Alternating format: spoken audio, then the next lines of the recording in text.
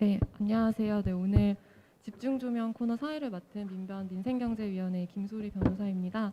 오늘 주제는 주거권 현실과 정책적 대안인데요. 이 주거 정책은 언제나 뜨거운 이슈였겠습니다만 요즘은 정말로 주거 불안이 정말 보편화되었다고 말할 수 있을 정도로 주거 문제가 심각하다고 생각이 됩니다. 저도 주거 불안에 시달리고 있는 사람으로서 더 오늘 주제가 관심이 갑니다. 오늘 발표 순서를 원래는 이제 주거권 현실을 먼저 검토하고 사회주택이라는 개념을 설명하고 이런 순으로 진행을 하려고 했는데 오늘 사회주택 관련 발제를 맡아주신 그 최경호 소장님이 다른 일정이 있으셔가지고 먼저 발표를 좀 진행하도록 하겠습니다. 지금 시간이 조금 지체가 돼서 네, 먼저 최경호 소장님께서 사회주택에 대해서 발표를 해주시면 되겠습니다.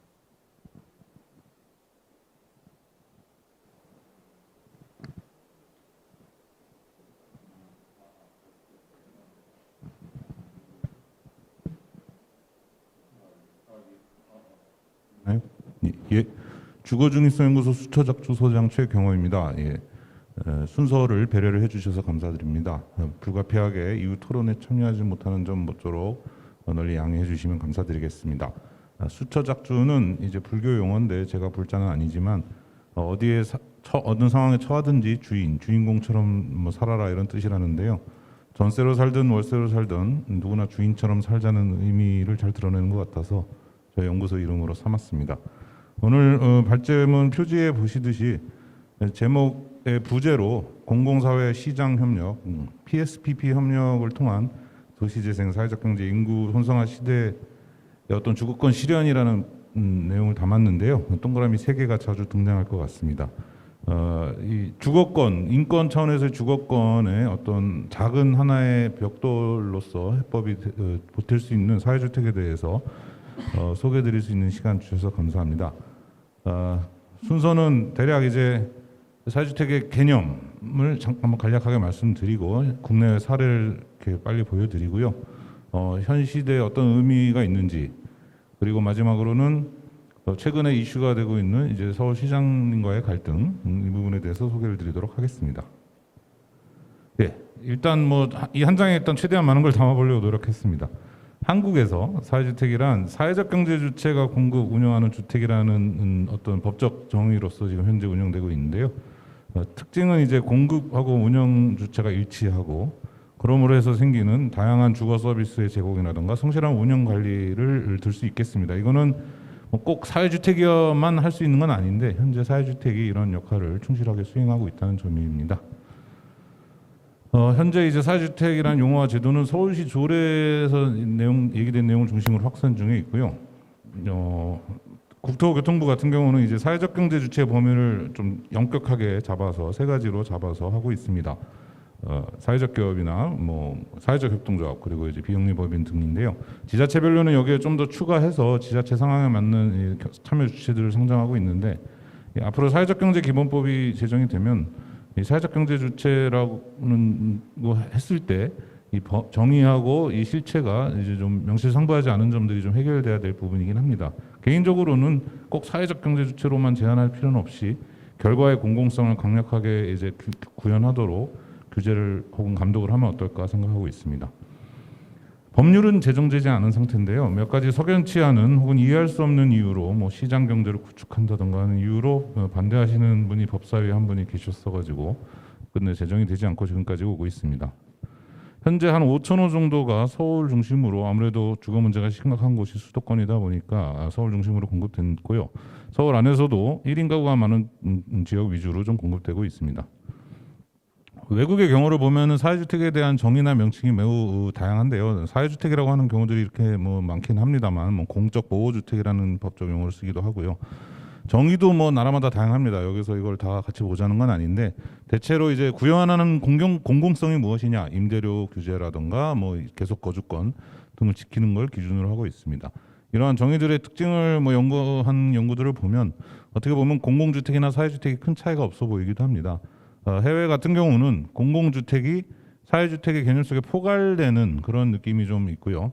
우리나라는 이제 공기업의 공공주택이 먼저 있던 상황에서 이제 사회적 경제주체가 나중에 성장하다 보니 조금은 이제 별도의 개념으로 법적으로 이제 조작적으로 정의되고 있습니다. 국토부의 경우는 이제 공급 주체와 더불어 이제 어떤 사회적 가치를 실현하느냐도 좀 정리에 담아보려고 하는 모습입니다. 예, 사회 개념에 대해서 이제 좀 낯서신 분들도 계실 거고 사회적 경제 주체가 뭔가 하시는 분들도 있을 텐데요. 뭐 크게 앞에 보면은 법적으로는 제도적으로는 뭐 마을기업, 협동조합, 사회적 기업, 뭐 이런 등등 자활기업 등을 이제 사회적 경제 주체라고 제도적으로는 정의합니다. 그러나 개념적으로 보면 패스토프의 복지 삼각형이라는 개념에서 국가와 공동체와 시장이 어떤 관계를 맺고 있느냐, 그 국가와 나머지를 가르는 기준은 퍼블릭이냐 프라이빗이냐인데 우리나라는 여태까지 프라이빗이라고 하면 이제 마켓, 시장만 계속 생각해왔던 경향이 있지요. 그런데 사실 뭐 향약이나 두레 같은 전통적인 사회적 경제가 우리가 뭐 일제 강점기 같은 단절을 거치지 않고 발전해 왔다면 한국식 사회주택이 이미 뭐 지역 단위에서 공급되고 있었을지도 모른다는 상상을 해봅니다. 어찌됐든 이제 뭐 공식적이냐 비공식적이냐, 뭐 영리를 추구하느냐 아니냐에 따라서 이렇게 세 분야의 역할이 달라지고 성격이 달라지는데요. 이를 주택에 적용해 봤을 때 공공과 사회와 시장 영역이 적절히 균형을 이뤄서 주택을 공급 운영하는 게 사회주택이다라고 저는 이제 개념적으로 정의를 하고 있습니다. 여기서 한 가지 강조하고 싶은 것은 기계적으로 3분의 1씩 균형을 맞춰서 역할을 나눠 맞는 게 아니라 그 나라와 그 시대의 상황에 맞춰서 역할의 경중이 조금은 달라질 수 있고 꼭 주택을 소유하느냐 아니냐가 또 중요한 건 아닐 수도 있다는 생각입니다. 공급 단계에서 역할별로 분류를 했을 때 보면 지금 한 대여섯 가지 유형으로 나눌 수 있는데 공통점은 다 이제 운영 관리를 사회적 경제 주체가 한다는 것이고요. 현재는 이제 4번, 5번에 해당하는 토지 임대부 주택 위주로 가 있고 이제 최근부터는 3번에 해당하는 매입 약정형, 이게 이제 뭐 민간 투자 사업의 개념으로 보면 BTO 방식에 해당한다고 할 수도 있고 외국에서는 세일 앤 리스백이라고도 할 수 있는데 공급 비용을 초기에 이제 완공 직후에 공공이 건물을 사주고 다시 위탁 운영을 맡기는 걸 통해서 자금 흐름을 개선시키는 유형이 되겠습니다. 이거를 이제 리츠 방식이 왼쪽 아래에 이제 그림이 색깔이 섞여 있는 그림인데요. 뭐 돈이 섞인 채로 토지하고 건물 지분을 공유할 수도 있고 아니면 가운데 있는 그림처럼 토지는 공공이 소유하고 건물은 사회적 경제 주체가 소유하는 방식에 따라서 여러 가지 유형 그리고 적용되는 법제가 달라지게 되겠습니다. 예, 국내 사례를 휘리릭 보여드리도록 하겠습니다. 전주에 있는 달팽이 집이라는 그림이고요. 이건 빈집을 이제 리모델링하는 사례가 되겠습니다. 서울시 토지 임대부 주택들입니다. 뭐 흔히 보시는 빌라나 다세대 주택하고 비슷한 유형들이 좀 많긴 하고요. 이런 모습들입니다. 그리고 이제 뭐 차량 공유 서비스랑 결합을 해서 이제 차량 소유가 비중이 적은 사회주택 입주자들을 위해 배려한 모습입니다. 그래서 이런 공용 공간에 이런 각종 커뮤니티 활동이 일어나고 있고요. 장애인들을 위해서 만든 유니버설 디자인이 적용된 주택도 지금 지어지고 있습니다. 천정에 호이스터가 있다라든가 이렇게 바닥과 단 차이가 없도록 해서 휠체어가 쉽게 드러나들고 미닫이 문을 통해서 가도록 하고 이 경우는 이제 대한민국 목적건축대전 우수상도 대상인가요? 최우수상도 받았고요. 네, 그리고 뭐 청년들의 창업 공간하고도 연계시킨다던가 하면서 지역 사회에서 주택뿐만 아니라 다양한 공간을 제공하고 있습니다. 고시원 리모델링한 사례인데요. 뭐 자세한 이 상황은 설명 안 드려도 잘 아실 것 같고 이걸 이렇게 리모델링을 해서 좀 최저 주거 기준에 어느 정도 부합하는 면적. 그러니까 계실 공간은 7제곱미터지만 1인당 공간은 이 공용 공간까지 합치면 최저 주거 기준을 만족시키는 면적으로 바꿔가고 있는 모습들입니다. 이 경우도 이제 고시원 리모델링인데요. 여기서 한 가지 좀 뭐 솔직한 말씀을 드리자면 이렇게 바뀌고 나니까 좀 주거비가 그러니까 임대료가 전보다 조금 올라가는 문제는 있습니다. 그러니까 뭐 전보다 좋은 집으로 만들었으니 뭔가 좀 비용이 더 들어가는 면은 있는데 이거를 그럼 사업자가 다 부담할 것인지 아니면 공공이 주거보조비 지급을 확대해서 부담하도록 할 것인지는 하나의 숙제인데 근데 문제는 주거보조비는 어떻게 돈을 들여서 지급하면 되는데 문화적인 이유로 젠트리피케이션이 일어나기도 합니다. 아무래도 20, 30대 청년들 위주의 쉐어하우스에 50대 1인 가구가 들어가기는 좀 멋쩍어서 그런지 이제 잘 못 들어가게 되는데요. 이런 부분들은 앞으로 저희가 좀 해결해야 될 숙제라고 생각합니다. 그 빈집 살리기 같은 경우가 있었는데 빈집은 애초에 빈집이 된 이유가 집만 오래돼서가 아니라 마을 동네 분위기가 안 좋아져서 뉴타운 해제 지역이라든가 그런 경우에는 이제 가격만 좀 낮춘다고 해서 입주자들이 안 들어오는 경우들이 있어서 공실률이 높았습니다. 이 부분은 또 좀 중요한 문제가 이 세대들, 이 집단들의 경우 이제 이번 생에 내가 집을 사는 게 불가능하구나라는 자의반 타의반 자기 집을 소유하는 거를 포기하게 되면서 그럼 굳이 비싸게 마을버스 타고 뭐 15분 더 걸어가서 조금 임대료 싼 데 살겠다고 하는 것보다 치안도 안전한 좀 역세권 주변에 살겠다고 하는 수요가 있는 것이죠. 그래서 이제 빈집 사업자 중에서는 조금 그 공실률 때문에 현금 흐름이 안 좋아지자 보증금을 올려받으면서 이거를 돌려막기 하다가 부도가 나는 경우가 있었습니다. 이 경우를 사회주택협회 회원사들이 특수목적법인을 설립해서 인수한 경우가 있는데요. 이것을 가지고 이제 오세훈 시장님이 계속 사회적 경제 주체가 불안하다고 하는데 오히려 저는 모범 사례라고 생각합니다. 요 슬라이드는 이제 리츠 방식을 도입해서 자금 규모가 좀 더 커지니 건물 규모도 좀 더 커지고 다양한 커뮤니티 공간을 운영하는 대치동에 있는 사회주택의 사례가 되겠습니다. 해외 사례를 보시면 이제 암스테르담 같은 경우 이렇게 다양한 공급 주체들이 도심 곳곳에 사회주택을 공급하고 있고요. 다양한 모습들이죠. 기숙사 같은 경우는 이제 컨테이너를 활용해서 하기도 하고요. 오스트리아는 이 사회주택과 공공주택이 섞여 있다고 할 수 있겠습니다. 뭐 얘는 다 소셜 하우징이라고 불러도 한국식으로 말하자면 공기업과 사회적 기업 그리고 협동조합이 다 섞여 있습니다. 네덜란드는 한국식으로 말하면 주로 사회적 기업 위주인데요. 그래서 조금 이런 큰 건물들은 사회적 기업이 하고 이런 조금 공동체 느낌이 나는 데들은 역시나 협동조합이 운영하는 모습들이고요. 1920년대부터 이렇게 많이 지었습니다. 덴마크 같은 경우는 제일 다양하진 않지만 좀 특이한 것은 그러니까 협동조합하고 사회적 기업 중심인데 협동조합이 좀 많다 보니 여기서는 이제 소유와 임대 이분법이 적용이 안 되는 경우들이 있습니다. 간접적으로 내가 조합원으로서 집을 소유하면서도 임대를 내면서 사는 거라 그래서 이제 임대주택이라고 보기도 애매하고 자가주택이라고도 보기 애매하고 자기가 죽으면 가족에게 이게 이제 입주권이 이렇게 상속이 되기도 하고 뭐 또 서브렌트 전대를 줄 수도 있는 점이 차이겠습니다. 그리고 이렇게 디자인에 많이 신경 쓴 모습인데요. 네.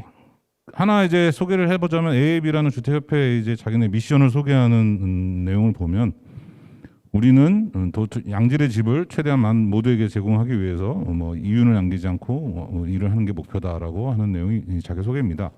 제가 처음에 이제 한국에서 사회주택 종합지원센터가 서울시에 생겨져서 만들어져서 일을 할 때 어떤 공무원분이 이제 저한테 그런 말씀하셨습니다.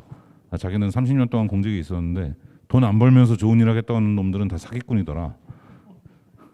근데 이제 제가 참 이런 걸 많이 보여드리고 싶었습니다. 세계에 이런 사람들이 있고 우리나라에도 생겨나고 있고 이 사람들이 어떻게 좀 더 건강하고 잘 일을 잘할 수 있도록 뭐 이렇게 잘 공공과 사회가 역할을 나눠 맞느냐가 중요할 것 같습니다. 그래서 유럽 사례를 돌이켜 통틀어 보면 사회주택이 많은 나라 순서들을 이렇게 쭉 보면 자가 소유율은 우리나라랑 비슷하거나 오히려 낮기도 합니다. 그리고 공급 생태계가 매우 다양한데요. 공급 생태계가 다양하다는 점은 이제 공기업 혼자서 할 때보다 사회적 낙인을 방지하고 이 민간 임대와 이 비영리 임대 사이의 가교 역할 같은 게 많아져서 어떤 그런 수평적 어떤 대중복지를 실현하기 편하다는 점이고 두 번째는 이 복지국가들이 자기 집을 가진 사람이 많아져서 복지국가가 된 게 아니라 세입자로 사는 동안 마음 편하게 살기 때문에 복지국가다. 그런 나라들이 오히려 자기 집을 마련할 때도 치열한 경쟁이 없기 때문에 수월하다라는 점을 강조드리고 싶습니다. 제가 한 2분 정도 남은 것 같은데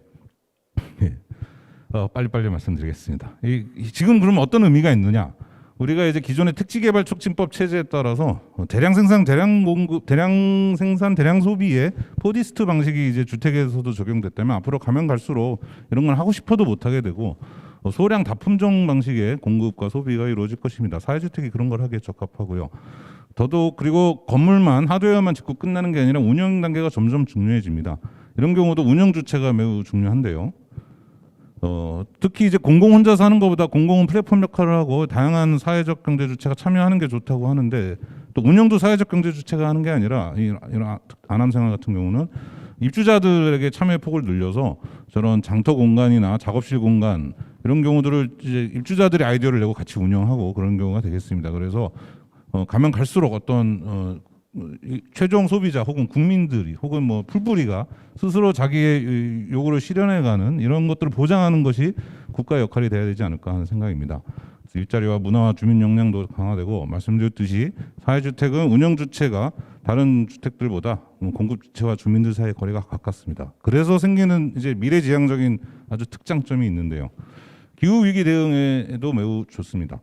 그 그린 리모델링을 할 경우 건설비가 초기에 그리고 그린 탄소 중립적인 어떤 집을 지을 경우 건설비가 처음에 많이 비싸지고 이게 이제 운영 단계 에너지 절약과 광열비 절약으로 나가게 되는데 기존에 이제 건설과 운영이 분리된 상황에서는 이 초기에 비싼 돈을 들여서 지어놓고 나중에 안 팔리면 어떡하지라든가 내가 사는 이 건물이 정말 탄소 중립적인 건물인지에 대한 불안함이 있겠죠. 이런 정보의 비대칭이 있는데 이 통합돼 있을 경우는 운영 주체와 공급 주체가 이런 문제가 적어지고 이것은 이제 재생에너지들도 역시 초기 비용은 많이 들어가는데 이후 이걸 장기간에 걸쳐 회수하는 구조이기 때문에 사회주택이 만들어내는 금융구조하고 친화적입니다.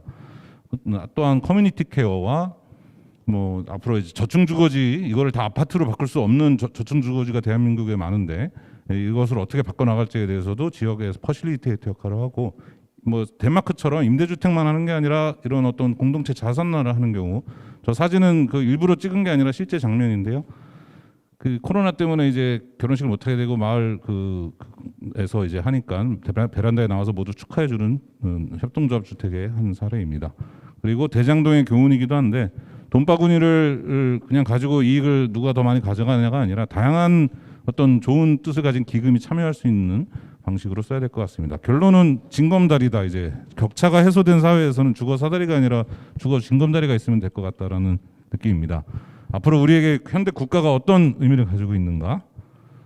그리고 이런 운영 주체가 역할할 수 있는 것을 가지고 어떻게 할 것인가? 시기상조라는 얘기도 있습니다. 한국은 뭐 유럽에 비해서 뭐 사회적 경제 주체가 미약하고 하지만 저는 이제 사회가 주택을 만들지만 주택이 거꾸로 사회를 만든다고도 생각하는데 사회주택이 촉발하는 어떤 뭐 시세 차익을 요구하지 않는 금융구조, 공급 운영 주체가 합쳐져 있는 거버넌스 이런 것들이 다른 주택에도 좋은 영향을 미치고 우리 사회 민주주의를 성숙시키고 기후 변화에 대응하는 데 분명히 역할을 한다고 생각합니다. 마지막 30초만 더 쓰면 제가 이제 진격의 유튜버 오세훈의 민닛이라고 패러디를 해봤습니다. 시장님이 하도 먼저 자극적인 영상을 만드셔서 어딜 도망가려고 하시길래 도망은 누가 가나 하고 제가 맡아놓고 싶은데요.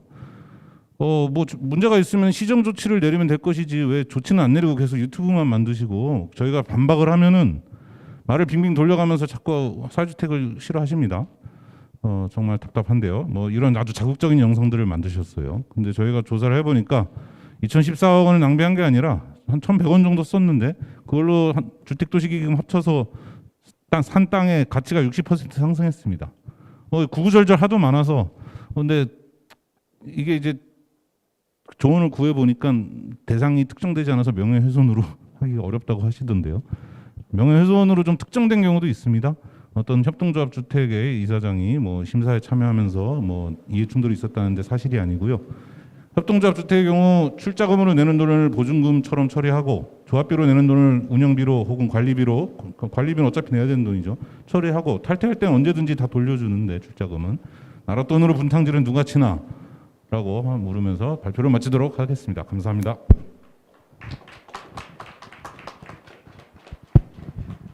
네.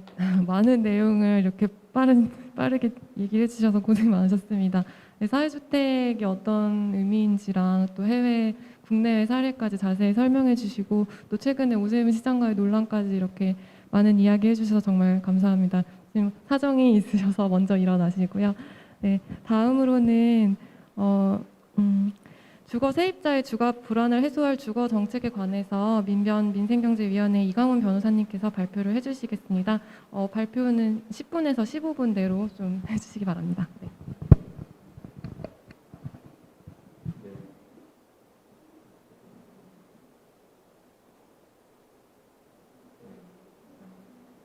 안녕하십니까? 민생경제위원회에서 활동을 하고 있는 이강훈 변호사입니다. 제가 말씀드릴 주제는 주택 세입자의 주거 불안을 해소할 주거 정책 방향인데요. 이게 뭐 굉장히 넓습니다, 분야가. 그래서 제가 좀 포커싱하는 것은 공공택지랑 공공주택, 그다음 민간임대차 정책 이것만 해도 좀 넓어서 오늘 오후에 좀 나른한 시간에 식사하시고 조금 졸린 시간이신데 이거를 머릿속에 쏙쏙 들어오게 이렇게 잘 전달할 수 있을지 심히 걱정이 됩니다. 일단 조금 시작을 해보면 그 그림을 좀 보여드리고 싶은데, 우리 저 민변에 있는 분들은 좀 정치나 이런 거에 또 관심이 많으시기 때문에 좀 이제 리스크가 있는 제가 말을 좀 하면, 저기 동그라미가 있는 지금 그 표에 보면 동그라미가 있는 부분이 왼쪽 거는 노무현 정부 때 그 집값이 올라가던 시기의 그 그래프입니다. 그리고 두 번째 부분이 지금 문재인 정부의 최근 2년간 그 집값 올라가는 그래프인데, 최근 2년간 문재인 정부에서의 집값 급등세가 노무현 정부 때보다도 더 심하다. 이거를 그래프의 기울기를 보면서 아실 수 있을 거예요. 이건 그냥 실거래가 지수로, 한국 부동산원에서 제공하는 실거래가 지수를 이렇게 그래프로 이렇게 표시한 건데, 이걸 보면 그 민주당 입장에서는 정권 재창출이 굉장히 어렵겠구나, 이런 거를 직감할 수 있을 거라고 생각합니다. 이렇게 올려놓고 정권 재창출 성공할 수 있을까? 예, 퀘스천 마크죠.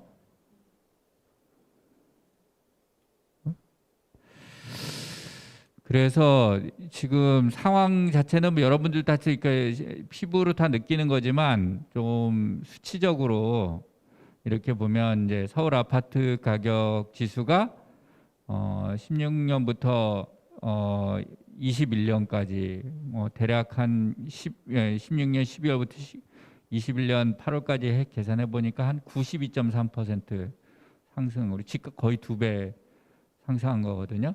실거래 가격 기준으로 해보면. 이렇게 상승하니 이건 무슨 소득의 증가로 이거를 집값 상승을 따라잡겠습니까? 또 이 시기에 또 거래량도 굉장히 급증하는데, 그 이유에 대해서도 조금 이따 좀 살펴보도록 하겠습니다. 여기 또 19년부터 이제 서울, 경기, 인천, 뭐 연립주택도 마찬가지인데, 연립주택도 실거래가가 같이 그 최근에 한 2년간 굉장히 많이 상승한 것을 볼 수가 있습니다. 이거는 그 구매력 지수, 주택 구매력 지수라는 건데요. 여기에 숫자가 지금 여러 가지 숫자가 나와 있잖아요. 100 이상이면 집을 살 수 있다. 100 이하면 집을 살 수 없다. 이런 겁니다. 자기 소득의 25%를 사용해 가지고 집을 사는데 지불을 할 능력을 표시를 하는 겁니다. 그래서 여기 보면 전국적으로 이제 아파트나 이런 것들과 관련돼서 서울이나 수도권 같은 경우에는 100 이하가 되는 거죠. 서울은 굉장히 낮습니다, 숫자가. 그래서 이 중위 가구가, 소득 중위 가구가 소득을 이제 이렇게 쭉 일렬로 이렇게 늘어놓고 딱 중간에 있는 그 가구를 얘기하는 겁니다. 가구의 대외 무주택일 경우가 많겠죠. 그 가구가 집을 서울에서는 사기 어렵다. 아파트는 사기 어렵다. 연립주택은 살 수도 있다. 그래서 좀 낡은 연립 다세대 주택 같은 거는 살 수도 있겠으나 아파트 같은 거는 사기 어렵고, 역시 수도권에서도 사기 어렵다. 이런 그 상황들을 좀 볼 수 있고요. 지금 최근에는 어쨌든 그 공동주택, 아파트와 연립주택이 대부분, 연립 다세대 주택이 전체 주택의 60%가 넘어가고, 최근에 짓는 주택들은 거의 공동주택이기 때문에 저것이 의미하는 것은 바로 주거권에 직결된 문제라는 것을 알 수가 있습니다. 그다음에 이제 이 월세, 전월세 시장 관련된 부분들도 여기 이제 우리 한국도시연구소에서 그 분석한 자료도 있는데, 요거는 일단 그 한국부동산원에서 분석한 자료만 가지고 봐도 최근에 한 2년간 집값이 급등하면서 같이 따라 올라가는, 전세가도 따라 올라가고 월세도 같이 따라 올라가는 그런 거를 상황을 볼 수 있습니다. 월세가 좀 안정이 돼 있었는데 그게 최근에 많이 올라갔습니다. 월세도. 전세 여기는 실거래가 지수로 이렇게 표현한 거고요. 월세, 연립 다세대 월세 대체 추세들은 다 비슷합니다. 그러니까 이런 상황인데 그러면 이렇게 우리는 주택 가격이 많이 올라가고 월세 전월세 가격도 많이 올라가는데 유럽은 어떠냐? 유럽 선진국들도 마찬가지긴 한데 올라가는 그 올라가는 속도나 이런 거는 우리보다는 그래도 굉장히 완만하다. 우리가 보기엔 그쪽에서는 죽겠다고 그러는데 우리가 보기에는. 근데 이제 사실 좀 약간 좀 다른 게 그쪽은 월세의 기준이거든요. 월세의 기준이기 때문에 이게 대출로 해결이 안 되고 돈을 매달 내야 되는 상태잖아요. 그러니까 굉장히 압박이 심합니다. 그쪽도. 그래서 뭐 이게 뭐 여유 있다 이런 상황은 아닙니다. 결코. 근데 하여튼 우리가 주택 부문의 자산 인플레이션이 굉장히 최근 2년, 3년 뭐 문재인 정부 기간 동안 굉장히 심했다라는 것을 여기 표하고 비교해 보면 기울기를 보면 아실 수 있을 겁니다. 그러면 이렇게 주택 가격이 급등한 원인이 뭐냐? 문재인 정부 4년 동안 공급이 부족해 주택 공급이 부족해서 이렇게 되냐? 왜냐하면 최근에 정부가 2018년부터 그 신도시를 짓겠다고 하고 뭐 몇십만 호, 뭐 몇백만, 뭐 120몇만 호를 뭐 공급하겠다, 뭐 이런 식으로 이렇게 꽝꽝하고 이렇게 발표를 하니까 이게 주택이 모자라서 이러는 거 아니냐 이렇게 생각을 하실 수도 있는데. 문재인 정부 4년 동안 제가 그 실제 공급량을 비교해 보니까 역대 어느 정부보다 많다. 역대 어느 정부보다 공급을 많이 했는데 주택이 모자르다는 거예요. 그러니까 왜 모자르냐 이런 거를 생각을 해봐야 되는 거죠. 그럼 정말 서울 수도권에 그렇게 많은 인구가 몰려들어서 이렇게 되냐? 물론 어느 정도 인구 유입이 있었습니다. 근데 그 인구 유입을 따라잡을 정도의 주택은 졌어요. 그럼에도 불구하고 주택이 모자라다라는 겁니다. 왜 모자랄까? 그게 문제인 거죠. 주택이 없던 수요가 어디선가 뭔가 산 거죠.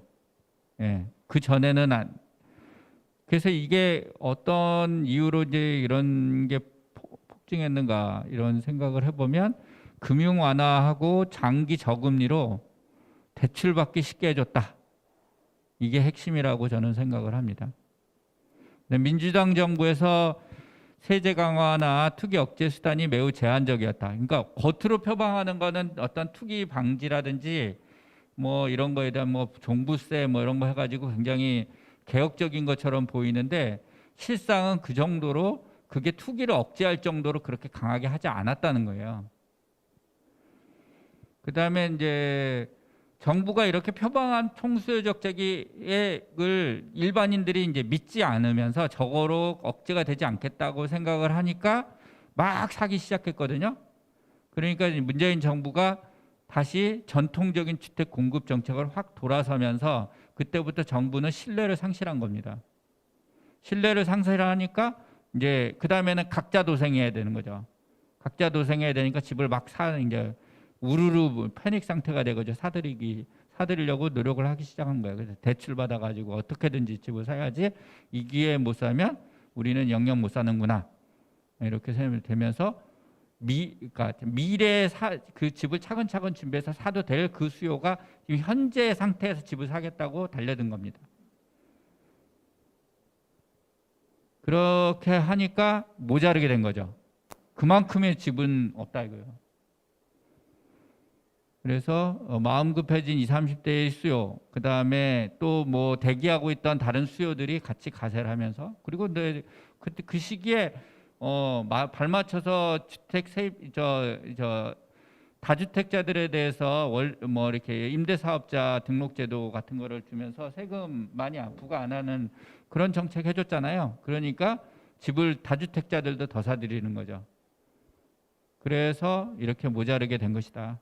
그런데 공공부문이 또 보유한 공공임대주택이 이걸 충분히 억제할 수 있을 만큼 패닉 상태가 되지 않을 만큼 그 재고가 있으면 이 문제가 좀 어느 정도 완화가 될 텐데 지금 현재 우리가 가지고 있는 장기 공공임대주택은 770만 여만 그 가구, 임차 가구가 한 그 정도 되는데 한 21% 정도만 살 수가 있다는 거죠. 그래서 나한테 언제 기회가 돌아올지 알 수가 없어요. 이 주택을 예를 들어 신청해놓고 기다린다고 해서 그러니까 마음이 진정이 안 되는 거죠. 이 상태에서는.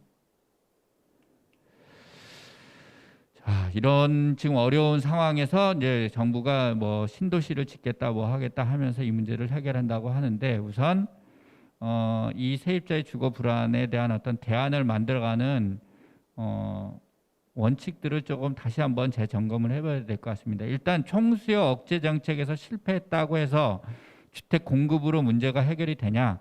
그렇지가 않아요. 결코. 그리고 서울 수도권에서 주택을 많이 공급한다고 해서 결코 싼 주택이 나오는 건 절대 아니다. 그렇기 때문에 매우 비싼 주택을 공급할 것이기 때문에 그것만 가지고 대안이 되지 않는다라는 거고요. 부동산 대출을 좀 더 강하게 규제를 할 필요가 있다. 그리고 이제 토지주택세제를 좀 강화할 필요가 있다는 겁니다. 그래서 대출이 지금처럼 그러니까 그 최근 이제 몇 개월 동안 이제 정부가 이제 급한 불이 나가지고 굉장히 이제 주택 대출, 담보 대출이라든지 전세 대출이라는 게 늘어나니까 이제 급해졌어요. 급해져가지고 이제 막 억제하기 시작했잖아요. 올해 하반기에 특히 강하게 억제하기 시작했는데 이러니까 조금 잡히는 거예요. 그 정도의 강도를 그 전부터 실시했어야 되는데 사실 그렇게 못한 거죠. 그래서 금융기관이 채무자가 갚을 수 있는 한도에서 대출을 하는 원칙, 우리가 이제 DSR이라고 그러는데 그런 총부채 원리금 상환 비율을 조기에 도입해서 확대 실시해야 된다 하는 부분하고 이제 주택과 관련돼서 보유의 부담이 없는 상태에서는 주택 자꾸 사들이려는 수요가 생기기 때문에 보유세 실효세율을 지속적으로 강화할 필요가 있다. 그리고 이제 토지종부세 이것도 좀 강화해야 될 필요가 있고요. 토지 초과이득세법 부활을 통해서 어떤 개발이익 환수 이런 것들, 그다음에 이제 개발이익 환수와 관련된 토지불로소득 이런 것들을 환수하는 법제들을 좀 강화해야 된다. 그래서 주택을 사고 파는데 이익이 되면 결국은 토지와 그다음 주택에 대한 투기는 벌어질 수밖에 없는 거거든요. 그렇기 때문에 경제적 원인은 어느 정도 제거를 하지 않은 상태에서 계속 그 방식으로 우리가 유지할 수는 없다. 그리고 그다음에 이제 신도시의 공공택지와 관련돼서 신도시 지금 조성한다고 하는데 수십만 가구를 여기서 공급하겠다는 거거든요. 근데 실제 이렇게 최근에 사전 청약 이런 거 그 가격 같은 거를 좀 관심 있어서 보신 분들은 아시겠지만 굉장히 비쌉니다. 좋은 데는. 그러다 보니까 이게 아까도 제가 말했잖아요. 중위소득에 있는 가구가 그거를 사기가 어려워요. 근데 지금 어느 정도 수준에서 하냐면 이제 한 소득 예를 들어 100%부터 이제 제일 아래게 0%까지 이렇게 놓고 보면 상위에 한 30% 정도는 돼야 이게 사는데 부담이 조금 덜한 그런 수준의 가격으로 지금 나오고 있는 겁니다. 그래서 굉장히 비싼데 이렇게 해가지고는 뭐 공공택지를 공급한다라는 게 큰 의미가 없는 거고, 그래서 저희가 이제 참여연대에서 계속 이번에 이렇게 시리즈로 계속 발표를 하고 있잖아요. 이게 굉장히 많은 개발이익이 발생하고 그다음 민간에게서도 굉장히 그 차익으로 그게 또 투기가 벌어질 우려가 있다라는 것들을 계속 말씀을 드리고 있는데 그 토지 공급 방식을 좀 바꿀 필요가 있다. 그래서 민간의 공공택지를 조성해가지고 민간에다가 매각해서 건설사들이 민간 주택을 짓는 그런 방식으로 공급하는 그걸 지속하면 계속 토지 가격, 주택 가격은 올라갈 수밖에 없으니 그 부분은 이참에 좀 바꾸자. 이런 그 말씀을 계속 드리고 있고요. 그래서 개발이익이 좀 더 적게 발생하는 부담 가능하고 지속한 방식의 공공주택 공급으로 나가자. 그렇게 하려면 토지를 조성해서 강제 수용한 토지를 조성해서 민간에 매각하는 방식은 지양해야 된다. 또 그러면 이게 그동안에 팔았던 거가 너무 줄어들면 또 이제 민간에서 주택 수요가 있는데 굉장히 그걸 공급 못하는 게 아니냐 이렇게 생각하시는 분들이 있을 수 있는데 실제 그게 어느 정도 수준의 차이를 보이냐면 한 80%에서 70% 정도 수준으로 민간 공급이 줄어들고 그만큼은 그 공공주택이 공급이 채우는 그 정도의 차이밖에 없는 거예요. 그러니까 지금 공급하려는 주택을 좀 더 저렴하게 공급하기 위해서 역시 공공이 공급하는 게 훨씬 낫거든요. 그래서 제가 지금 여기 표를 보여드리면 여기 지금 계속 그동안에 주택을 매각해왔던, 택지를 매각해왔던 그런 부분이 나오는데 이게 지금 그 택지를 매년 공공택지를 민간에 매각해가지고 그 LH가 조성하는 금액이 연간 한 5조에서 6조 정도 돼요. 그 정도의 돈을 민간에 그거를 그 공공에서 그걸 대주면 LH가 그거를 팔지 않아도 되는 거예요. 팔지 않고 그거 가지고 공공임대주택을 더 공급을 확대할 수가 있다. 물론 공공임대주택 공급하기 위해서 주택을 짓는 데 지원하는 돈은 더 들어가야 되겠죠. 그래서 그런 차이 정도가 발생한다. 그래서 실제 이게 가능하고 그건 정부의 의지의 문제다라는 그 말씀을 좀 드리고 싶습니다. 그래서 이제 공공임대주택이 지금 현재 2019년 기준으로 해서 한 110만 호 정도 되는데 이걸 한 2030년까지 한 250만 호 정도 늘려주면 한 30%좀 넘는 수준의 그 임차 가구들이 여기에서 좀 거주할 수가 있게 된다. 그다음에 이제 민간 임대차 안정화 정책을 좀 계속 추진할 필요가 있다. 한 가지 빼뜨린 게 있는데 여기에 그 공공의 그 분양주택도 공공에 환매하는 조건으로 하는 분양주택 한 30% 전체 그 공공택지에서 공급하는 주택의 한 30% 이상을 그렇게 공급하는 것이 장래에도 계속 공공택지를 조성하지 않아도 되는 굉장히 장점이 있기 때문에 이런 그 정책을 좀 펴나가는 게 필요하다. 그래서 뭐 토지 임대부나 그다음에 기타의 환매 조건부 정책, 뭐 이익 공유형 주택이라든지 이런 거를 환매 조건부로 운영을 하면 실제 전세를 좀 대체하는 효과들을 좀 가져올 수가 있어서 이런 정책들을 좀 펴나가는 게 좋다. 한두 가지만 더 하고 끝내겠습니다. 민간 임대차 정책 계속 안정화를 시켜야 되는데 우리가 민간이 그 주택임대차보호법 개정을 했다고 해서 민간 임대차가 확 안정이 되진 않았잖아요. 그거는 주택 가격이 굉장히 급등하고 있는 시기이기 때문에 그거 민간 그 주택임대차보호법 개정했다고 해서 그거를 충분히 그걸 억제를 못한 거예요. 그렇게 봐야 되는 거고 주택임대차보호법이 만능이 아니다라는 걸 또 보여주는 거죠. 실제 그런 법제를 가지고 있는 독일 베를린도 그 주택이 모자라 가지고 굉장히 주택 가격이 급등하는 시기에는 그 문제가 해결이 안 되잖아요. 마찬가지 저희가 작년에 한번 그 유럽 기행을 하면서 그 원인을 물어봤는데 주택이 부족한 상태에서는 그게 소용이 없다는 거예요. 그래서 거기 쪽에 사회주택이 굉장히 적었기 때문에 그거를 사회주택을 더 늘려야 된다라는 요구가 굉장히 베를린도 굉장히 강하거든요. 그래서 그런 것들을 좀 생각을 해보면 이게 그런 충분한 역할을 하기 어려운 어떤 사회적 환경 하에서는 주택임대차보호법만 개정해가지고 문제가 해결되지는 않고 다만 지금 현재 여러분들도 뭐 상담 많이 하고 계시겠지만 주택임대차보호법에 약간의 흠결들이 좀 있습니다. 실거래 관련된 그 갱신거절 관련된 부분이 좀 문제가 좀 있거든요. 그래서 그런 부분에 대한 법 개정들 이런 것도 계속 해나가야 되고 이거는 정말 우리 민변이 힘을 써서 이 부분에 대한 어떤 법 개정 같은 것들 좀 만들어야 되겠는데 노력을 좀 해야 된다 하는 말씀을 드립니다. 자, 이상 여기까지 발제하겠습니다. 네, 되게 쉽게 설명을 잘 해주셔서 정말 감사합니다. 문재인 정부의 부동산 정책 실패에 대해서 신랄하게 비판을 해주시고 또 어떻게 정책적으로 나아가야 되는지 잘 설명을 해주신 것 같습니다. 다음으로는 최은영 한국도시연구소 소장님께서 저소득층의 주거 현실과 주거 복지라는 주제로 발표해 주시겠습니다. 네, 제 발제 PPT가 준비되기 전에 일단 이강훈 변호사님이 말씀하신 것과 관련해 가지고 하나 정도는 좀 말씀드리고 싶은데요. 한국감정원의 실거래가 지수가 저는 좀 믿기 어렵다고 거듭 이제 얘기를 하고 있었는데 이게 좀 오래됐습니다. 한국감정원의 통계가 좀 이상하다라는 점에서 좀 한번 봐야 될 게 있고, 그리고 이런 게 있는데 영끌 담론이라는 게 있잖아요. 2030 영끌 담론이라는 게 작년과 우리 사회에 굉장히 회자된 담론이었는데, 사실 그전에는 청년주택이 지옥고 담론이었는데 영끌 담론을 어느샌가 확 넘어갔는데, 그 2020년 기준 주택 소유 통계라는 걸 통계청에서 최근에 발표했거든요.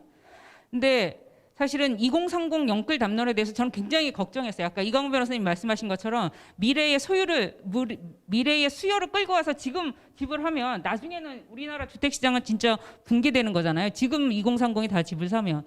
그래서 2030 담론에 대해서 그게 정말일까 봐 걱정을 많이 했는데, 아까 말씀드렸던 통계청의 주택 소유 통계에 보면 20대는 2019년과 2020년 사이 15,000명이 전국적으로 주택 소유한 사람이 늘었고요. 30대는 65,000명이 감소했습니다. 좀 말씀드리고 싶은 건 그 영끌 담론 같은 것들은 좀 굉장히 과장된 거다. 그런 사람이 없다는 게 아니라 통계로 전체적인 그림을 봤을 때는 좀 다른 얘기가 있는 거고, 그다음에 이제 그 전 세계 주택 시장과 우리의 주택 시장도 이강훈 변호사님하고 저하고 좀 다르게 보고 있는데요. 저도 좀 놀랄 정도, OECD에서 우리나라 통계를 찾을 때 우리나라 어딨지 찾을 때 곤란할 정도로 그렇게 우리나라가 상대적으로 다른 나라에 비해서 주택 가격 상승이 많지는 않았다는 거는 사실인데, 그럼 얘를 이제 어떻게 해석해야 될까의 문제는 여전히 있습니다. 그 뭐 어떤 특정 아파트 단지가 10억, 20억 되고 이런 현상이 없었다고 말씀을 드리는 게 아니라, 그걸 다 집어넣었을 때 전체 그림을 그려봤을 때는 좀 이강훈 변호사님 말씀하시는 양상이 좀 다를 수 있다. 하여튼 뭐 2030 영끌 담론이라 이런 것들이 다, 그러니까 팩트가 무엇인가와 관련해서 우리는 조금 더 들여다봐야 되는 지점이 있다라는 좀 말씀을 드리면서 제 발제를 하도록 하겠습니다. 사실은 굉장히 시간을 지키는 게 굉장히 중요한 미션이어가지고요. 김태건 변호사님한테 제가 시간 안에 무조건 하겠다 이랬는데 벌써 굉장히 많은 시간을 까먹어가지고 걱정이 되는데요. 저소득층의 주거 현실과 주거 복지입니다. 라는 것과 관련해서 이제 변호사님들도 많으실 테고, 민변에서 하는 거니까 다음 페이지로 제가 넘기면 되는 걸. 예. 이 문제와 관련해서 제기하고 싶은 문제는 중에 하나는 주거권이 권리인가입니다. 우리나라에서 주거권은 권리인가? 그리고 주거권이 특히 법적 권리인가? 제가 그 전 유엔 주거권 특보도 주거권이 권리기 위해서는 이게 법적 권리여야 한다라는 얘기를 많이 강조하셨는데, 그 부분에 대한 고민을 많이 하고 있고요.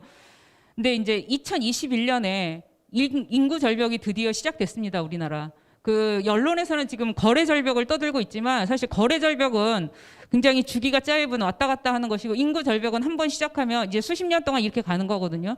인구가 더 절대적으로 계속 감소한다는 겁니다. 이게 2030년으로 예상을 통계청에서 계속했다가 아마 곧 통계청에서 올해부터 이미 인구 줄어든다 이렇게 발표를 할 예정이거든요. 그러니까 이런, 사실은 국가적으로는 굉장히 끔찍한 상황인데, 저는 이게 어떻게 보면 인권급 기반의 주거 정책을 좀 시작할 때가 됐다. 왜냐하면 지금 너무 힘들게 사시는 분들이 많기 때문에 집이 부족하다고 하는데, 어떤 집이 부족하냐. 서울의 주택보급률이 96%인데 왜 96%일지 생각해 보셨습니까? 고시원 같은 게 많아서 집에 못 사는 사람들이 많아서이거든요. 우리 사회는 성장 위주의 도시 성장 모델을 여전히 택하고 있기 때문에 지금과 같은 상황이 벌어지는 겁니다. 이건 사실은 저는 문재인 정부의 문제가 아니라 우리의 경제 체제의 자체의 좀 문제라고 생각이 되는데요.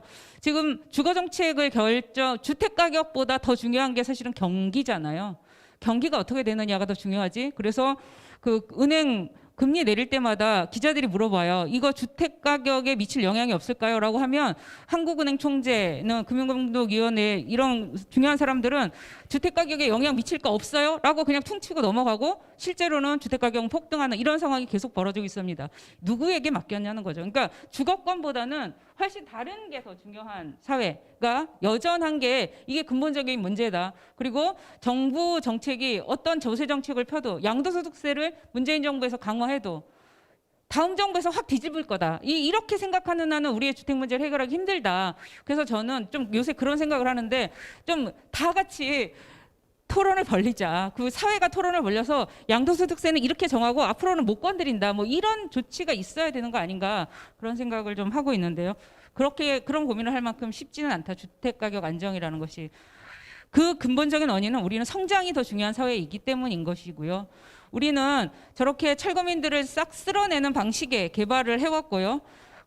과거에 80년대에는 훨씬 더 지금보다도 잔인한 방식으로 철거를 했고, 그럼 그 제도가 바뀌었냐? 아마 2009년에 용산 참사를 잘 기억을 하실 텐데 우리 개발이 어떤 방식으로 이루어지는지를 보여주고, 아마 우리가 난소공이라는 소설은 알지만 사실 그게 현재 하는지 저도 그렇지 않다고 생각했거든요. 우리 사회가 설마.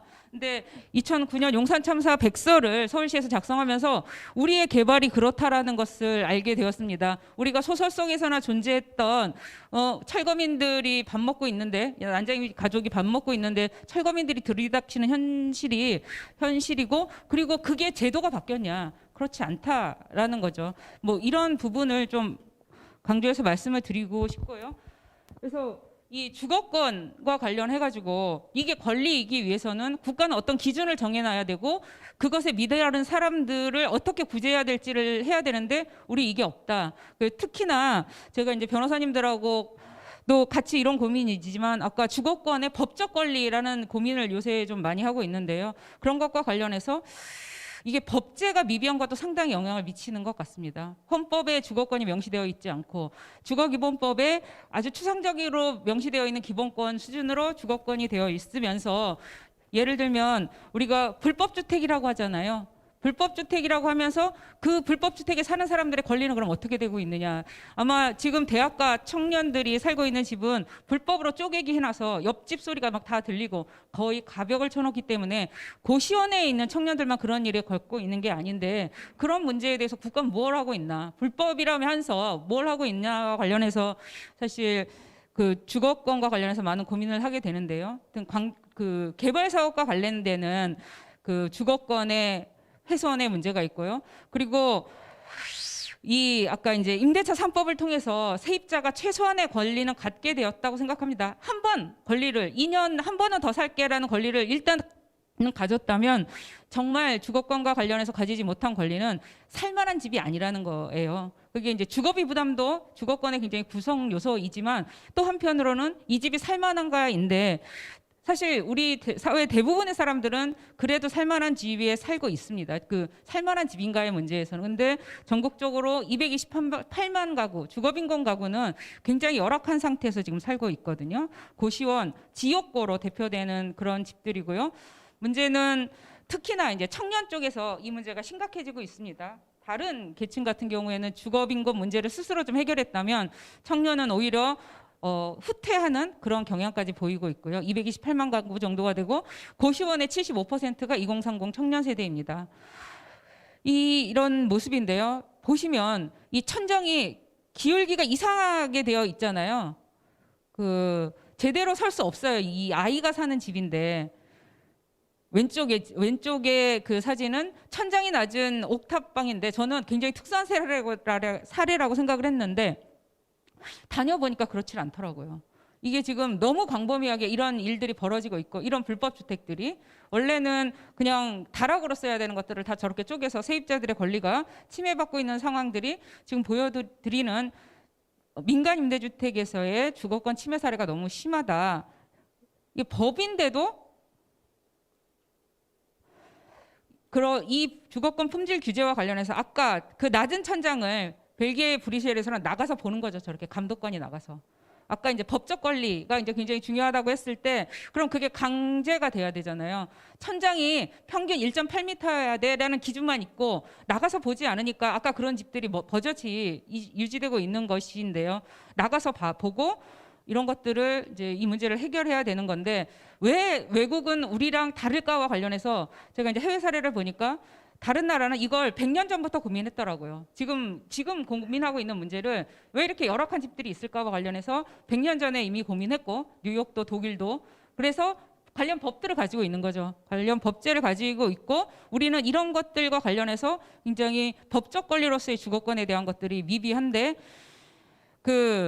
2019년에 아동 주거권 보장이라는 걸 우리 문재인 정부에서 선언을 했는데요. 독일은 100년 전에 이미 했더라고요. 그러니까 이제 법제라는 측면에서 상당히 다른 부분이 있었다를 말씀을 드리고 싶고요. 특히 공공임대주택에서조차 이렇게 이게 오른쪽 그림은 베란다에서 나가서 살고 있는 거거든요. 아이들이 집이 좁으니까 살 수 있는 공간이 없어서 베란다에 나가서 살고 있는데 이 아동에게 어떤 인권이 지켜지고 있을지, 그러니까 주거권이라는 건 이 것 자체도 문제지만 다른 모든 권리를 구성하잖아요. 이 아이는 놀 권리, 공부할 수 있는 권리, 미래에 대한 권리들이 다 훼손되고 있는 것이기 때문에 하여튼 주거권이라는 것의 법적 권리로서의 특성, 그다음에 보장 이런 것들이 굉장히 우리나라에서 강화되어야 되는데 의식주 중에서 지금 가장 권리로서 보장받고 있지 못하는 게 주거권이라는 점에서 오늘 자리가 참 의미 있다는 생각이 듭니다.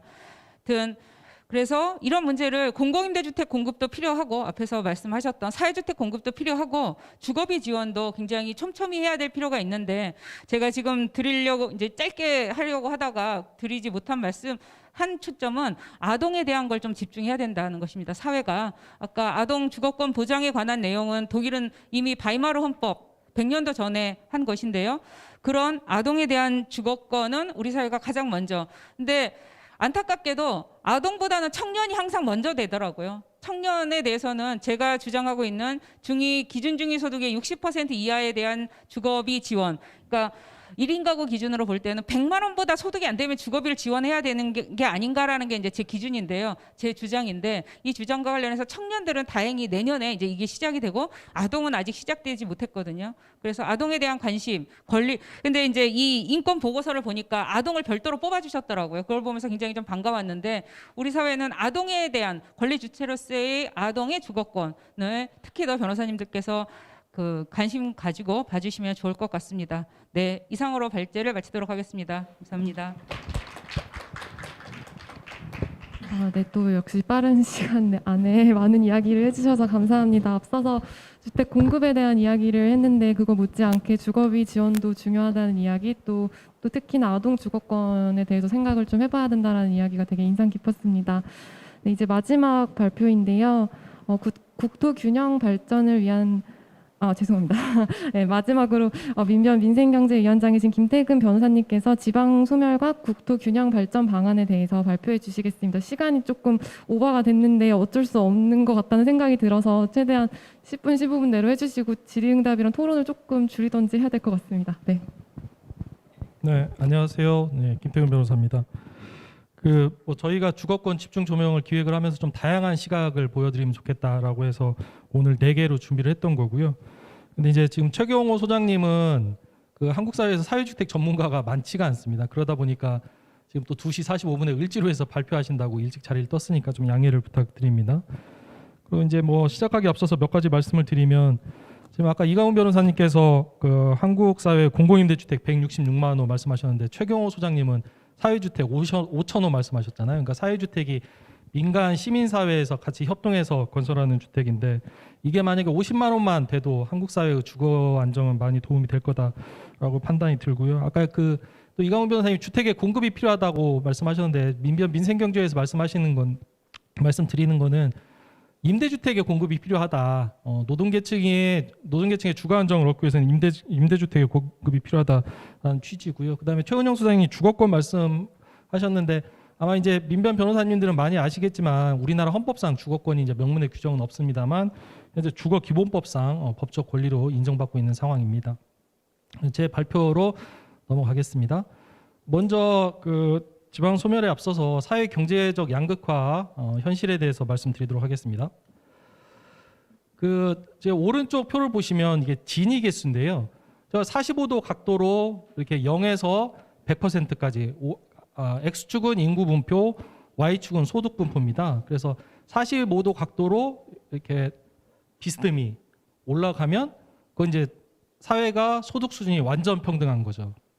근데 실제는 그렇게 완전 평등하지 않고 약간 이제 아래쪽으로 쭉 처지게 됩니다. 그래서 이제 그 전체 그 삼각형, 그 직각삼각형의 면적을 1이라고 그러면 지금 A라는 면적이 크면 클수록 사회는 불평등하다라고 보게 됩니다. 그래서 이제 그 사회의 불평등 지수를 평가할 때 이 진위 계수를 보는데 한국 사회 같은 경우는 이 소득 양극화 실태 관련해서는 자세히 보시면 아시겠지만 0.34 사이에 있어요. 그래서 생각보다는 나쁘지 않다라는 말씀을 먼저 드리고요. 이제 그동안 이제 뭐 노동조합을 비롯해서 우리 민변의 노동위원회 변호사님이 많은 노력을 했기 때문에 이렇게 소득 양극화 상황이 많이 개선되고 있다라는 말씀을 드리고 싶습니다. 그러면 이제 제가 말씀드리고 싶은 거는 자산 양극화 실태인데 자산 양극화도 이거랑 똑같이 보시면 됩니다. 인구 분포 Y축을 자산 분포라고 보시면 되거든요. 그럼 이제 A의 면적이 소득 분포는 A의 면적이 전체 삼각형의 0.34 전체 삼각형을 면적을 1이라고 하면 0.34 수준인데 자산 양극화는 지금 이거는 김낙년 동국대 교수님이 2015년도 발표한 건데 지금 한국 사회의 상위 10%가 전체 자산의 66.4%를 가지고 있다라고 하는 상황입니다. 그런 이렇게 비춰보면 소득 양극화보다 자산 양극화가 훨씬 심각한 상황인 거죠. 그리고 이제 이거는 토마 피케티의 21세기 자본에 나오는 얘기인데 그 상위 10%가 70%를 가졌을 때가 이제 높은 불평등이다라는 상황을 볼 수 있습니다. 대체적으로 이렇게 쭉 한번 보시면 이해가 될 것 같고요. 이제 한국 사회 같은 경우는 특히 이제 그 자산 중에서 부동산 자산이 많기 때문에 부동산 자산이 보통 70%라 부동산 자산 양극화가 심각한 상황이다라는 말씀을 드립니다. 그리고 이거는 이제 현재 진행되는 경제 상황을 좀 이해하기 위해서 제가 좀 소개를 해드리는 건데 예를 들어 이제 뭐 과다 부채라든지 아니면 국가 경제를 운영을 할 때 이렇게 운영을 합니다. 예를 들어 고성장 전략 같은 경우는 더 많이 돈을 벌어서 이제 돌파를 하는 거죠. 이건 예를 들어 베트남 경제인 상황입니다. 지금 베트남 경제 성장률이 어마어마한데 그런 상황이고 긴축 전략 같은 경우는 부채가 너무 많으니까 이제 긴축하는 상황입니다. 대한민국 1998년도에 IMF 사태 때가 이제 긴축 전략이었죠. 그 인플레이션 전략 같은 경우는 2008년도 미국에서 서브프라임 모기지 사태가 터지면서 세계 금융위기가 발발했을 때 저는 당연히 IMF처럼 긴축 전략을 선택하는 줄 알았어요. 근데 이제 거기에 돈을 풀더라고요. 부채가 너무 많으니까 돈을 풀어서 돈 가치를 떨어뜨림으로써 부채의 수준을 낮추는 거죠. 그밖에 이제 디폴트 및 채무 재조정 전략은 뭐 대한민국의 이제 법인 회생 파산처럼 부채를 뭐 절반 뭐 그 이하로 이제 줄이는 그런 전략을 얘기를 합니다. 그래서 이건 이제 말씀을 드리고 싶은 거는 전 세계 전 지구촌에서 현재 저금리와 양적 완화 정책을 시행하고 있다. 이른바 이제 인플레이션 전략인데 이걸 보시면은 지금 뭐 모두 다 저금리니까 당연히 저금리일 걸로 보이지만 그 표를 보시면 1920년대부터 2020년까지 미국의 기준금리인데 1980년도에 한 18%까지 올라간 적이 있어요. 그래서 지금의 저금리가 당연히 계속 유지되는 것은 아니다. 근데 이제 다만 지금의 저금리하고 양적 완화는 이제 돈을 푸는 거죠. 돈을 열심히 풀고 있습니다. 미국에서도 한 달에 1,200억 달러, 뭐 한국 돈에 달러당 1,000원씩 하면 약 120조 원씩 매달 풀고 있었는데 지난 11월 달부터 양적 완화를 축소하기 시작했습니다. 그런 다음에 이렇게 뭐 저금리하고 양적 완화를 풀다 보니 부득이하게 이제 돈 가치가 떨어지고 자산 가치는 올라가는 이제 그런 상황이 발생을 하게 되는 거고요. 그러다 보니 지금 한국 사회에서 이제 주택으로 인한 벼락부자, 벼락거지의 현실이 2020년, 2021년을 통해서 드러나고 있는 것으로 보입니다. 그러면 이제 이런 저금리와 양적 완화 정책으로 인해서 지금 자산 불평등이 심화되는 거죠. 왜냐하면 뭐 소득이 높고 자산이 있는 분들은 그걸 담보로 돈을 빌리면 돼요. 그러니까 소득이 많을수록 금리가 낮아집니다. 소득이 없을수록 금리가 높아지고 그러다 보니까 자산 불평등이 더 심해지는 거죠. 그래서 지구촌의 주택 가격이 폭등하면서 전 지구촌이 현재 난리입니다. 뭐 대한민국뿐만 아니라 그리고 한국의 주택 가격 및 임대료도 매우 급등하고 있는 상황이고요. 그러면 이 사태를 어떻게 할 것이냐가 이제 문제인데 이에 대해서 이제 저희가 한국 사회에서 논의됐던 게 세 가지 방법이죠. 서울의 도심을 고밀도 고층 개발하자. 두 번째, 3기 신도시를 개발해서 좀 서울의 주변부를 좀 늘려서 인구를 수용하자. 세 번째, 이제 지역 균형 발전을 해야 한다. 지금처럼 수도권 집중만으로는 답이 안 나온다. 이제 그런 전략인데, 뭐 현실적으로는 현재 3기 신도시 개발 전략을 택한 상황입니다. 그리고 이제 저는 고층 고밀도 개발은 사람이 이제 고층으로 올라갈수록 높은 층에서 사람을 보면 사람이 점으로 보여요. 그러면서 사실상 인간성 상실과 인간성 호혜의 문제가 발생하기 때문에 고층 고밀도 개발에 대해서는 저는 반대 입장이고 차라리 저층 고밀도로 하면 된다. 이게 저층 고밀도로 하는 방식이 프랑스 파리 그리고 이제 저기 스페인의 바르셀로나 그런 데 가보면 한 5층짜리 건물이 굉장히 빽빽하게 들어서 있습니다. 근데 그런 데에서는 이웃들끼리 서로 자주 만나게 돼 있어요. 그러다 보니까 이제 인간성 상실의 문제는 크게 드러나지 않는 것으로 보입니다. 그럼 이제 제가 오늘 드리고 싶은 말씀은 지역 균형 개발의 문제예요. 지역 균형 발전 관련해서 지금 이제 한국의 서울의 주류 시민단체인 민변과 참여연대에서 주로 주장을 하는 게 수도권과 대도시 지역의 부동산 보유세를 강화하고 장기 임대주택 공급 및 임대료 인상률 상한제를 주장을 합니다. 물론 저는 그에 동의를 합니다. 근데 이제 그렇게만 하면 수도권의 주거는 안정되고 지역 양극화의 문제는 해결되겠나라고 생각하는데 저는 그렇지는 않을 거라고 생각을 합니다. 그리고 지금 수도권 집중화를 당연시하게 생각하시는 분도 계시겠지만 지구촌의 수도권에 50%의 인구가 집중된 다른 나라가 있을까요? 전혀 없습니다.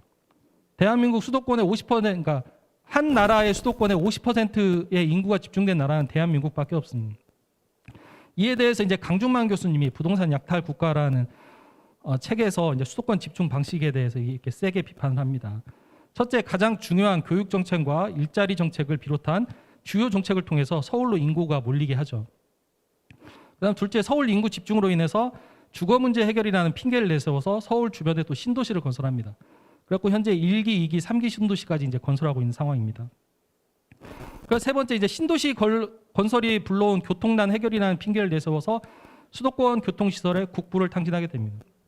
여러분이 아시겠지만 현재 이제 그 광역 고속철도 지금 막 짓고 있습니다. 뭐 A선, B선, C선까지 해가지고 짓고 있고, 뭐 또 영동대로 밑으로는 뭐 지하 7층까지 파가지고 또 고속철도를 파고 있습니다.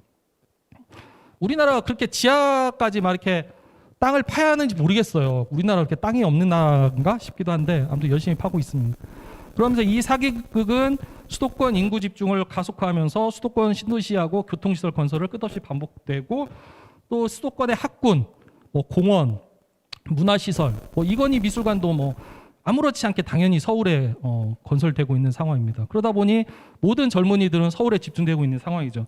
이런 상황에서는 부동산 보유세를 강화하고 장기 임대주택 공급하고 임대료 인상률 상한제 도입해도 모두 다 서울에 대한 주택 수요를 막을 수는 없을 것이다 라고 판단하고 있습니다. 그래서 이제 지역 균형 발전이 필요하다는 취지인데요. 그 현재 상황을 좀 보겠습니다. 이건 2018년도 연합뉴스 기사인데 지금 빨간 부분이 이제 인구 소멸에 다다른 부분인데 매우 위험한 부분인데 이게 지금 3년 지나면서 더욱 더 심해진 상황입니다. 그리고 이제 상주시, 김제시 같은 경우는 평균 연령 50세고요. 뭐 김제시 같은 경우는 하루에 한 명 아기가 태어나는 정도입니다. 그러다 보니까 아기가 태어나면 굉장히 행복한 소리로 들리죠. 만약에 뜨문뜨문 들리니까.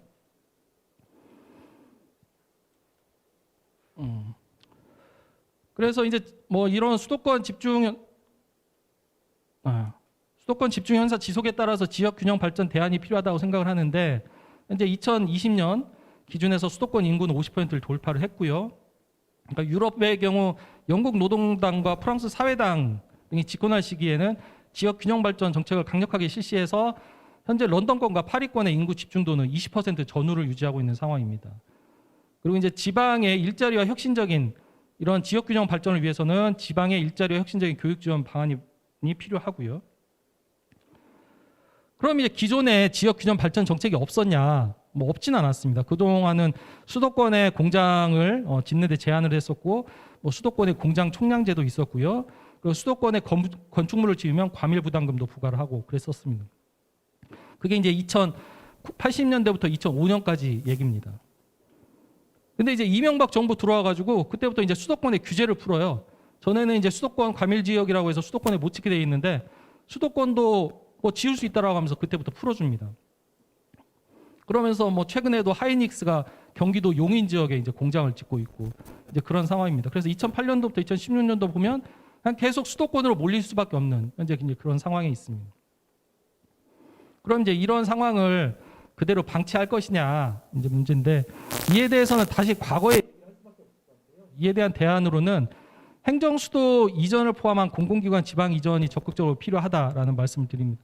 지금 보여드리는 자료는 마치 지금 작성된 자료인 것처럼 보이는데 2004년도에 국토연구원에서 발표한 자료입니다. 신행정수도 건설의 필요성이라고 해서. 그래서 이때 예측하기를, 신행정수도가 이전되기 전이죠. 이때 예측하기를 2003년도에 수도권 인구 집중도가 50%를 돌파할 것이다라고 했는데 이미 2019년 기준으로 돌파한 것으로 보입니다. 지금 이대로 놔두면 이제 더 넘어가겠죠. 55%, 60%까지 갈 거라고 하는데 그게 정상인지 모르겠어요. 그러면 이제 점점 서울의 집값은 뾰족해질 거고 그에 따라서 사람들 마음도 점점 뾰족해질 것 같아요. 그걸 방치하는 게 정상인지는 매우 의문입니다.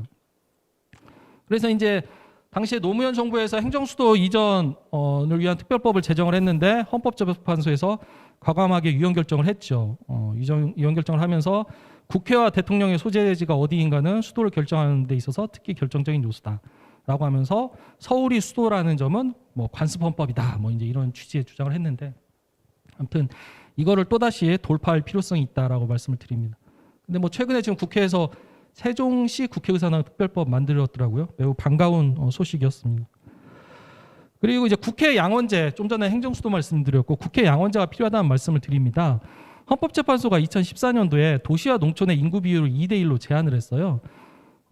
그게 이제 뭐 투표 가치의 불평등을 이유로 그렇게 제한을 했는데, 그러다 보니 어떻게 되냐면 인구가 많은 지역을 대표하는 국회의원 수는 점점 증가하고 지방을 대표하는 국회의원 수는 지속 감소하고 있게 되는 거예요. 그러다 보니까 결국은 이제 수도권 국회의원들이 주도권을 쥐게 되는, 그러니까 모든 정책이 이제 수도권 위주로 나오게 됩니다.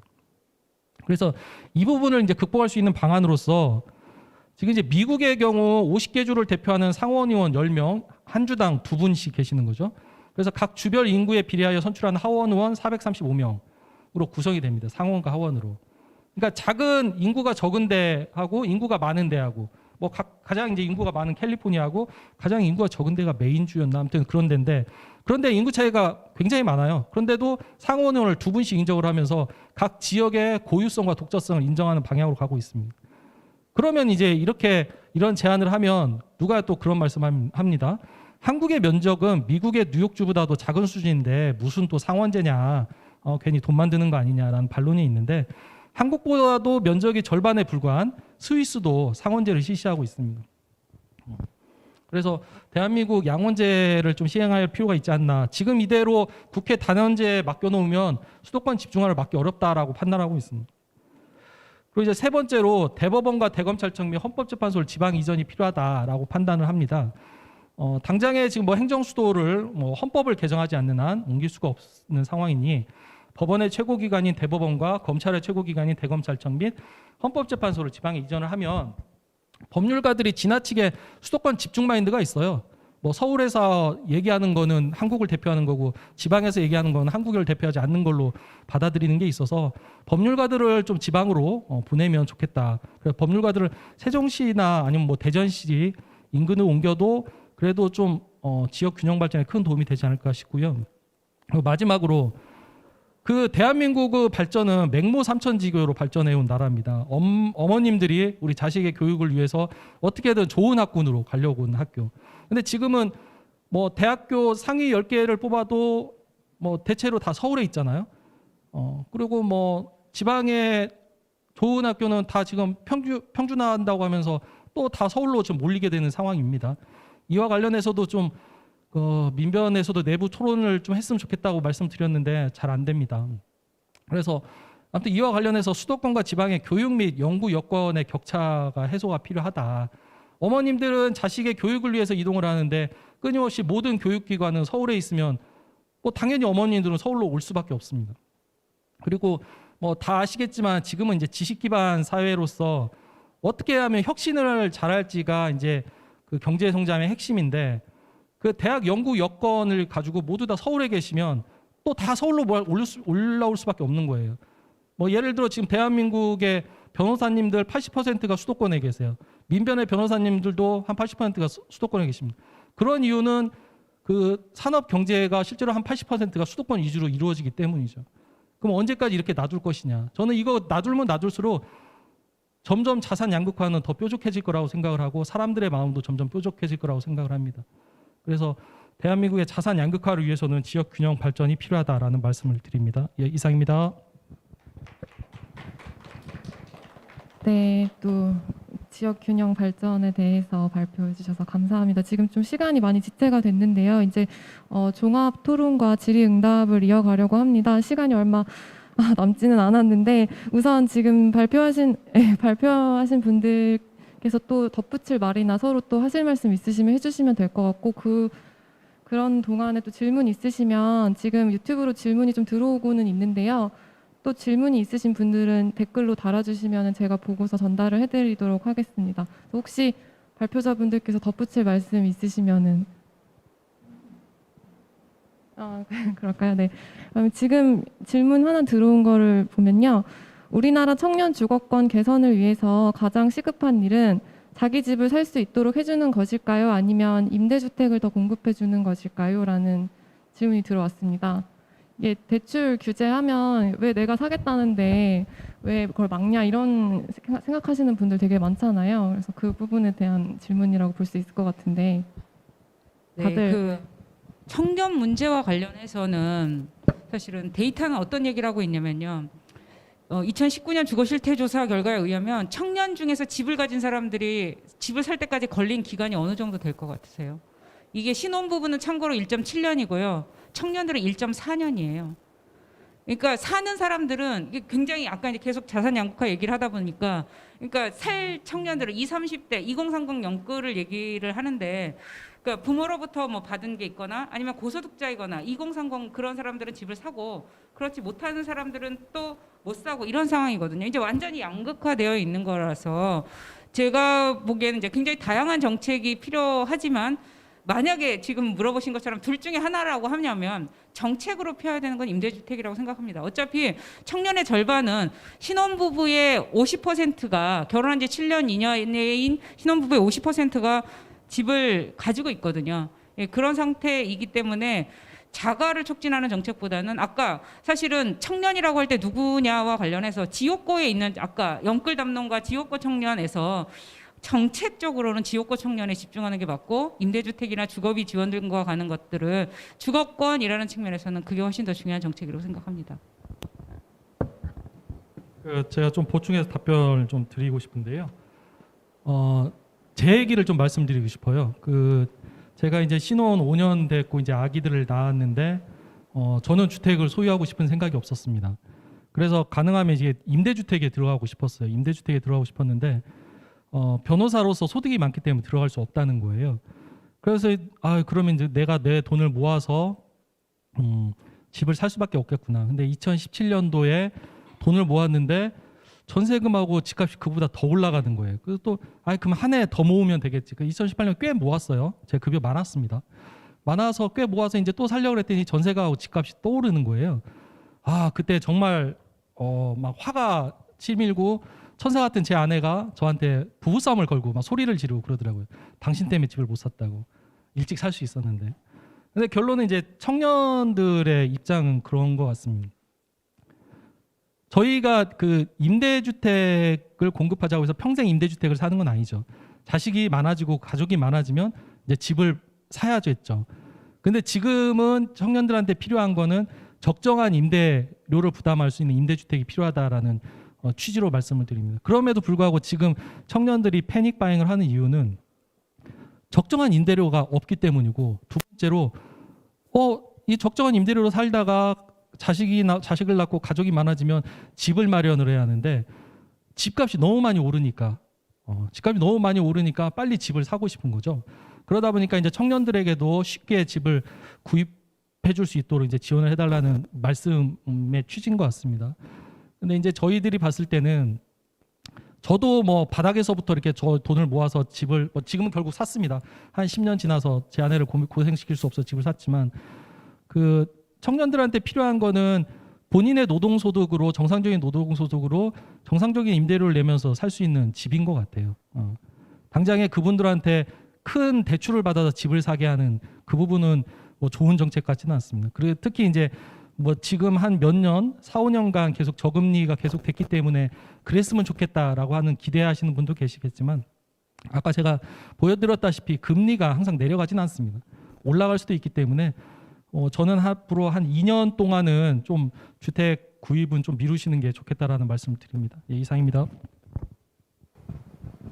네, 그리고 지금 최경호 소장님께서 댓글로 또 의견을 남겨주셨는데요. 좀 읽어드리면 어차피 그 30년 저축해도 사기 힘든 집값은 대출 규제를 완화해줘도 저축으로 상환이 어려우니 결국 시세 차익을 추구해야 한다. 그럼 다음 세대는 40년, 그 다음 세대는 50년 저축해도 못 사는 집값이 될 것이다. 그래서 결국에는 모두가 이 자가 소유자가 되는 건 불가능한 것이라는 걸 인정해야 되지 않겠냐 이런 얘기하셨고, 그래서 버스 전용차로 같은 거를 주거 부문에도 만들자는 것이 이제 주장하시는 내용이시다. 전용차로가 있는 게 당장은 자가용 차로가 줄어드는 것처럼 보여도 결국 그게 자가용 운전자들에게도 좋을 것이다. 버스가 아예 없는 세상보다 차 사기도 쉬워지고 뭐 이런 얘기를 해주셨습니다. 감사하고요. 혹시 이광훈 변호사님도 관련해서 말씀을 해주시면. 며칠 전에 영국의 그 현황에 대해서 한번 조사를 해볼 일이 있어가지고 있나요? 마이크 죄송합니다. 그 영국의 그 주택 가격에 대해서 좀 조사를 할 일이 있어가지고 한번 조사를 해본 적이 있었는데 영국이 자가 점유가 한 그 영국은 뭐 그 먼저 좀 말씀을 드리면 한 70 거의 70% 좀 안 되게까지 막 올라가다가 이렇게 줄줄줄줄 다시 미끄러져 가지고 지금 60% 조금 넘는 수준으로 지금 유지하고 있는 것 같더라고요. 근데 그게 왜 그렇게 됐냐면 대출을 엄청 빌려준 거예요. 그래서 보수당 정부 쪽에서 대출을 엄청 빌려줘 가지고 이제 세컨다리 모기지라고 그러죠. 1차 근저당권 대출하고 나서 그다음에 2차로 다시 이제 근저당권 대출을 해주는데 그거를 정부가 지원을 해줘요. 2차 그래서 청년들한테 이제 주택을 이제 살 수 있게 해주겠다는 거죠. 그래서 이제 그런 정책을 이렇게 시행을 해가지고 거의 100%에 거의 가깝게 대출을 해주는 식으로 갔는데 그렇게는 유지가 안 된다는 거예요, 그 사회가. 그래서 줄줄줄줄 다시 내려오고 그러면서 최근 몇 해 그 정책만 가지고는 해결이 안 되는구나 해서 사회주택을 다시 짓기 시작했다라는 얘기를 좀 들었어요. 이게 의미하는 바가 되게 크다고 생각합니다. 지금 현재 한국의 주택 가격이 굉장히 높거든요. 그러니까 이제 그 높은 가격을 계속 부담하면서 평생 동안 그 빚에 매어서 그거를 잘 갚으면 좋은데 문제는 한 20년, 이렇게 30년짜리 이렇게 대출을 얻다 보면 그 사이에 뭐 실직도 하고 직업이 또 변동되고 뭐 이렇게 왔다 갔다 인생길이 순탄하지가 않잖아요.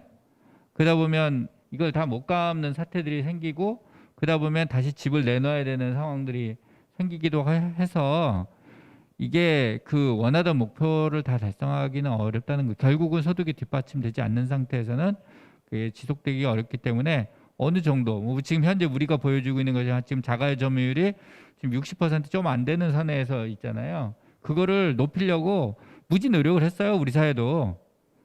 근데 안 된다는 거예요. 60% 넘어간 적이 없어요, 자가 점유율이 한 210년 동안.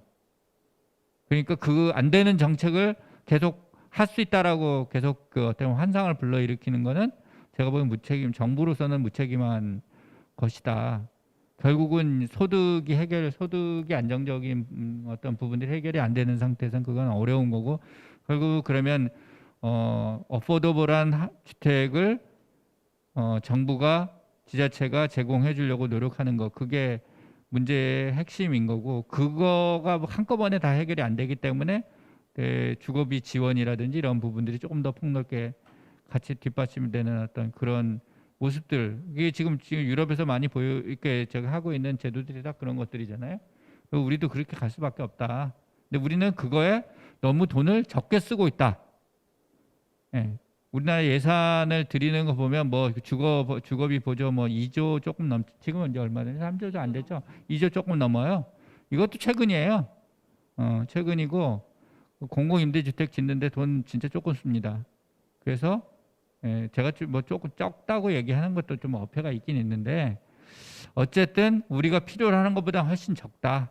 지금 주택 가격이 많이 올라가고 토지 가격이 많이 올라간 상태에서 지려니까 좀 어렵긴 한데 우리나라에서는 지금 1년에 장기 공공임대차 10만 원 이상은 계속 지속적으로 져야지만 되는 상태로 좀 보여요. 그렇게 해야지 한 10년은 이상 그 정책을 밀고 가야 어느 정도 숨통이 트이지 않겠는가 그런 생각을 합니다. 네, 사실 우리나라 사람들이 좀 자가에 대한 소유욕이 좀 높다는 생각이 드는데 그게 결국에는 어떻게든 주거를 안정적으로 할 수 없는 환경 때문이 아닌가 이런 생각이 듭니다. 제가 듣기로는 유럽 같은 경우에는 그냥 임대로 사시는 분들도 굉장히 많다고 들었거든요. 그래서 주거가 전체적으로 임대를 통해서 안정이 된다고 하면 이런 자가 소유에 대한 욕구도 조금 줄어들지 않을까라는 생각이 듭니다. 지금 더 이상 질문 들어오지 않고 있는데 시간이 한 4분 정도 남았습니다. 그래서 혹시 또 덧붙일 말씀이 있으실까요?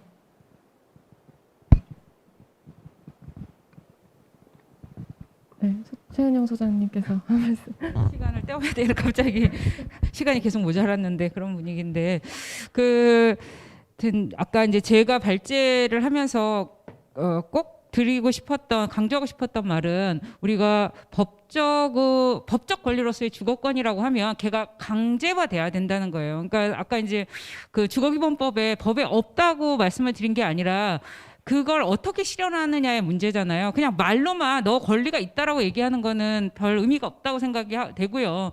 그러니까 최소한 국민들이 불법 주택에 안 살아야 되고 너무 열악한 지하나 고시원 이런 데서 살지 않게 국가가 무엇을 이게 이제 법적 권리라는 측면에서 이제 제가 강조를 드렸던 건 그런 건데요.